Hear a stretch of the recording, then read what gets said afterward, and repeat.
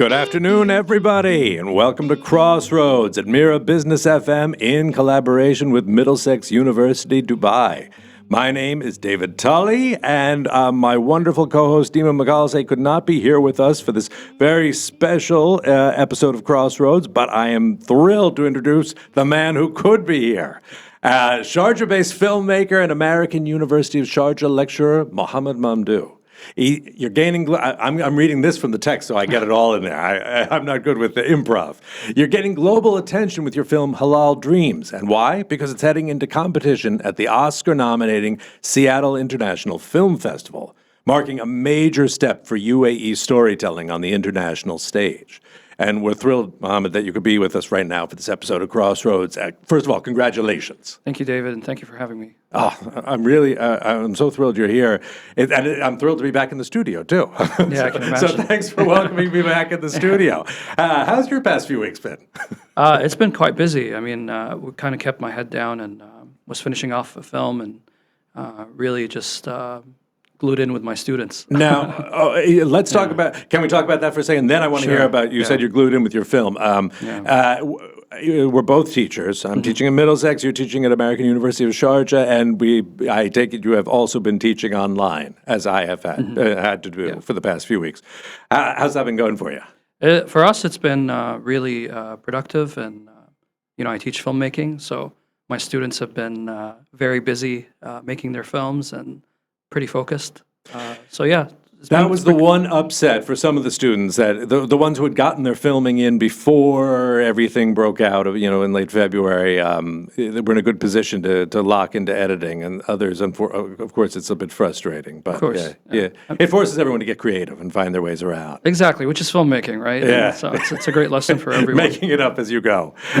So you said you were working on your film. I take it you're not working on Halal Dreams. That one's done. That one is, as it says here, competition at the Oscar-nominating Seattle International Film Festival. When is that going to be? So it starts on May 7th through to the 17th. We're screening twice with a feature film called Valentina. So it's showing with the feature. We're really excited to be there. It's a great opportunity for the film. This is actually our second Oscar-qualifying film festival for Halal Dreams. What was the first? The first was the American Documentary and Animation Film Festival, which took place in Palm Springs in California. That was around last month. I didn't go, but I'm planning to go to Seattle. That's so unfortunate. Yeah. Oh, you would have gone otherwise, right? Absolutely. Yeah, for sure. But you at least heard about the audience reception. It went over well? Yeah, I'm still trying to get a sense of how that all went down. I've reached out to the organizers, and they've been, very nice and kind. So that's fantastic. Well, I mean, congratulations about that. It is a shame that you couldn't be there, but you'll be there for the next one. And for Seattle, just being in the festivals, it's such a major achievement. Usually we have a far more improvised conversational approach, but we do have a few questions. Sure. But I'm going to go back to those questions in a second.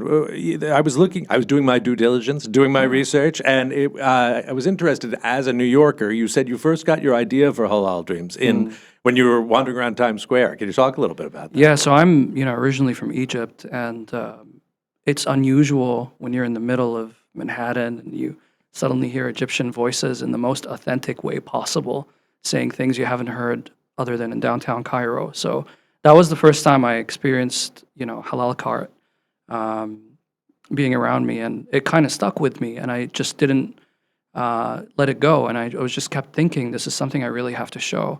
I got to tell this story of these people that service New York, but are very much not as visible as we'd like them to be.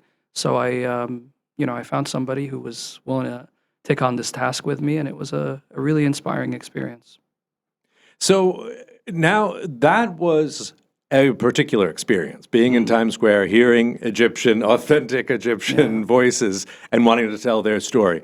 One of the questions that I was given, and this will lead us back because it's clearly not your only film out there. What first drew you to filmmaking? How did your journey begin in the UAE that led you to Times Square and that story? It's been like 20 years almost at this point. I started making films when I was 16. I think I was always drawn to the idea that people in a room can share your feelings and have empathy for your characters, despite the fact that we don't inhabit other people's bodies.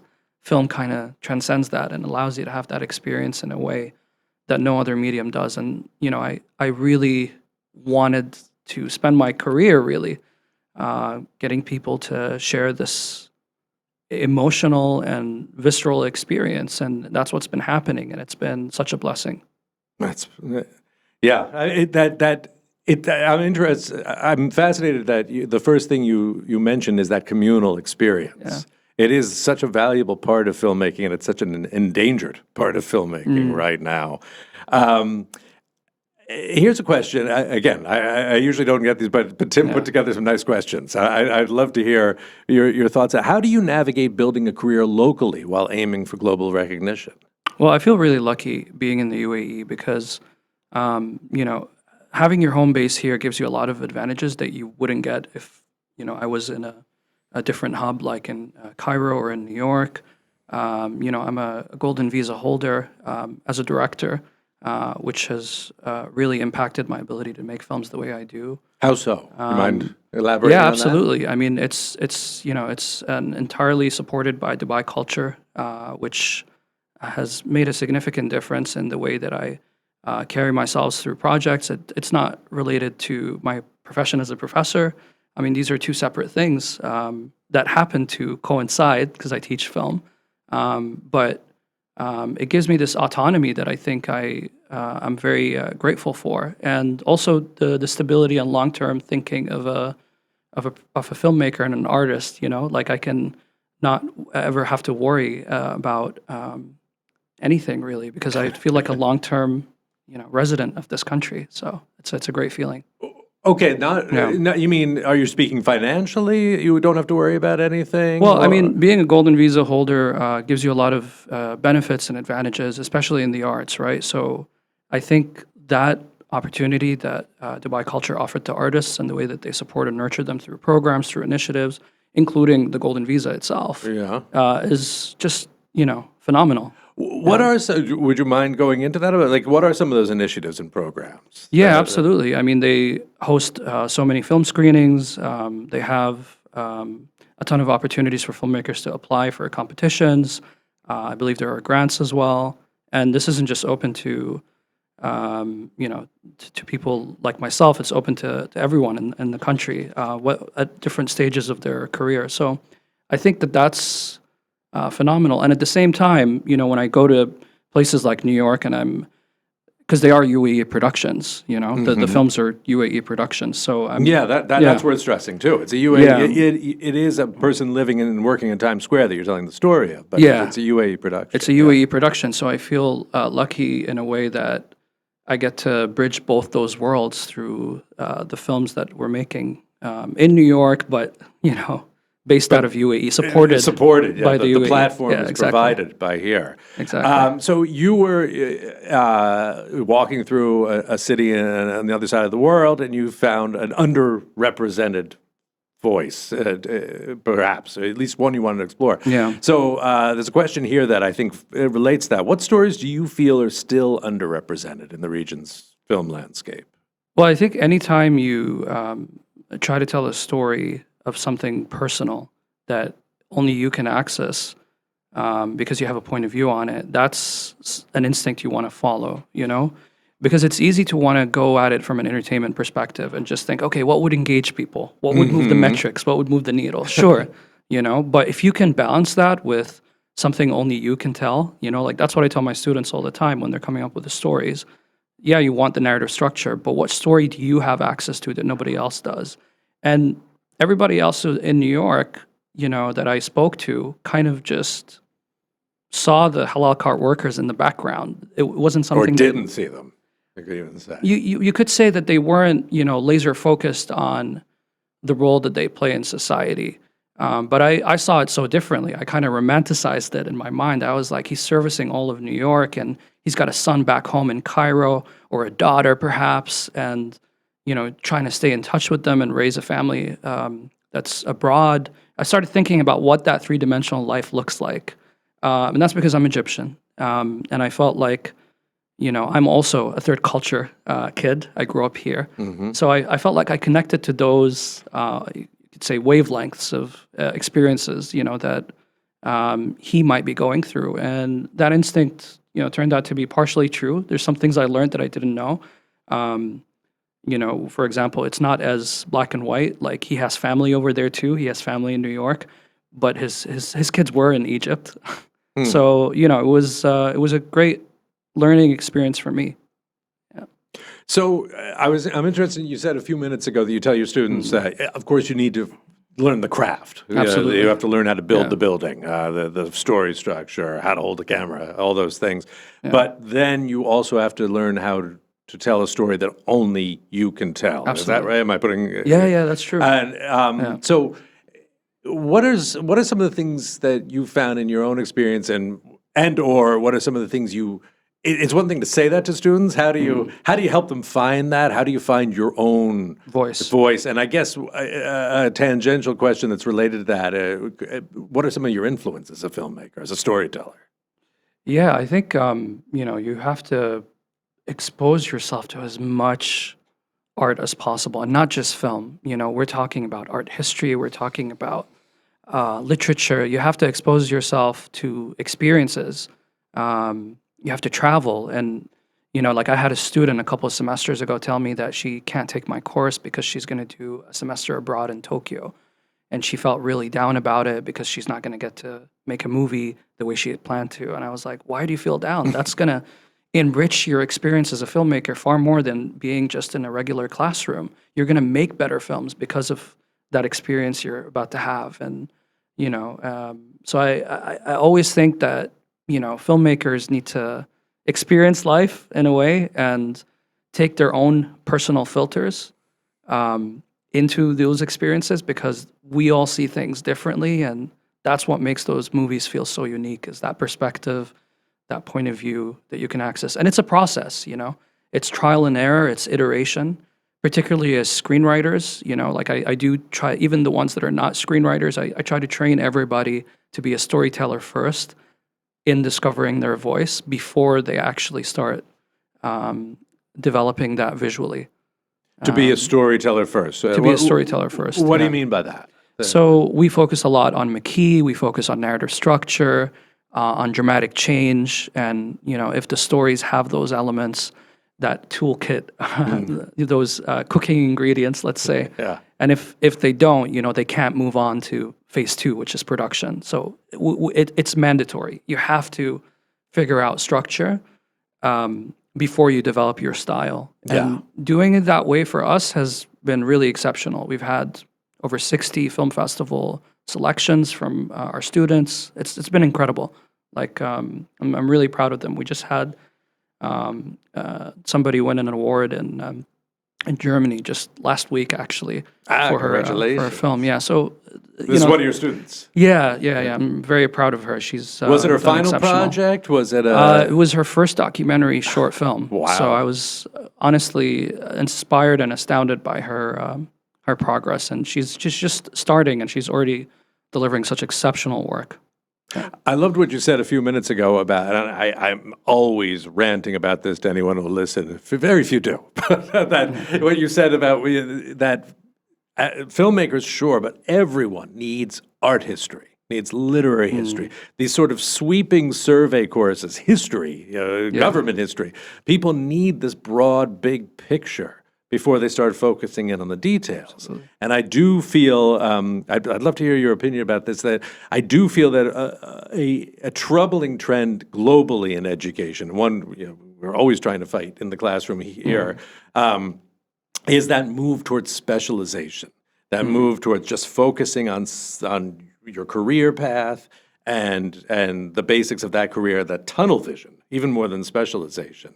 And I think, for instance, I think you see that in the films that are made nowadays globally, that there's a certain sameness and repetition because they're being made by people who don't have a broad experience, they don't have a broad education. If you want to be a filmmaker, you've got to hustle in the industry, so that narrows the tunnel of your experience because if you want to get anywhere, you got to be in these places hustling. You've got to study film and only film, so you can't do art history, literary history, government, politics, science, math, all the things that an education used to give you a broad smorgasbord palette buffet of before. Absolutely. And I mean, that's something that I've been really focused on as an educator, and even in my own films, is to always reinforce it with mythology, with visual motifs that, I know would drive people to think, and my students too. It's the same for them. Like even our introductory course, we do a cultural literacy chapter where we have to look at all the references and all the major Hollywood films and, how they've appeared in them kind of like subtly and subliminally in the background and things like that. But then, also in my own work, Halal Dreams is very different to anything I've made as well. So it doesn't fit into the mold. Well, it's a docudrama. I mean, that's kind of why it was... So, I'd say I'm more of a traditional filmmaker. I'm really passionate about cinema, in the most traditional sense. But well, for the uninitiated, what would that mean? So I really enjoy narrative structure. I enjoy, having a crisis, a climactic action. Classical cinema. Yeah, okay. Halal was in many ways not classical, but it was still romanticized and magical in some sense. But it wasn't, it's a slice of life, which you would expect that to be. But what made it really different is the docudrama element. And I think that's what's made it really stand out in the marketplace. And why do you think that is? Why do you think that element would make it stand out? Well, I mean, there isn't a lot of work in that space to compare it to, So I think telling a story that's scripted, or let's say half scripted, half unscripted, sorry to cutting you off again. I'm just thinking of the audience listening out here who might not understand. How does that work? Half scripted, half unscripted. You create environments for your actors, and the environments sometimes are very close to their own experiences because they're not really actors in that sense. So I have a halal cart worker who's really a halal cart worker. He's told me about his day, and then I simulate those scenarios from his day that he's told me about. So they're scripted. And there's actors coming in and out of Times Square that he would have bumped in on a regular day that would be unscripted. But in a sense, you're getting, because I had to make it in a controlled environment, particularly in a chaotic, fast motion space like Times Square. We had to have a plan. So I had to know who the characters are that this man was his name is Mohammed Mamdouh, was gonna, have these interactions with, and we had to cast people for those roles, but at the same time allow them the space for it to feel authentic and genuine. And Seattle International Film Festival, it's really interesting. Valentina, the film that we're showing with, is executive produced by Jessica Alba, and it's this new, I believe, first time, or her first feature, I believe, is also a docudrama. So they've programmed a feature-length docudrama with Halal Dreams, and I saw that and instantly was like, wow, that's going to be such an incredible experience for us to be curated that way into the festival, because both films kind of follow a same tonality, I suppose, or the same world. Well, and I suppose they would program them for no other reason than they know there'd be an audience receptive to that sort of filmmaking. And that sort of leads me to, why do you think this film, Halal Dreams, is resonating with the international audiences right now? I think it's just honest, I think it's vulnerable and genuine, and it feels like you're capturing something real. And there is a lot of reality in it. I remember Mohammed asked me, can I use my daughter's real photograph in the movie? And I was like, yeah, of course, if you're comfortable showing her, go for it. And he did. That's exactly what he did. And, so you are seeing aspects of his life that are unscripted. Then there are other aspects, of course, that are scripted. And I think people really resonated with this truth. And the fact that you could go, I showed this in New York Short Film Festival, where it won the Best Documentary Short. We're lucky, by the way, because our movie ends up in documentary competitions, but also in narrative fiction competitions, given the hybrid nature of the film. It spans genres. Yeah, and exactly. audiences, too, in that way. Exactly. Fans of cinema verite, fans of classical cinema. Exactly. Mohammed, the haunting blues refrain wafting up under us means that we're unbelievably already out of time, which means we've only begun to scratch the surface of this topic. You need to come back on the show. Would you please do it when Deepa's here? Sounds good. Okay, Yeah. thank you so much. Thank you Mohammed for having me. Mamdouh, his film Halal Dreams is playing at the Seattle International Film Festival in May. Congratulations, Oscar-nominating Seattle Film Festival. I wanted to talk about the future trajectory of the film with that boost, but we're going to have to get it next time. Next time. Sounds great. Okay, take care. Thank you again for being on the show. Thank you.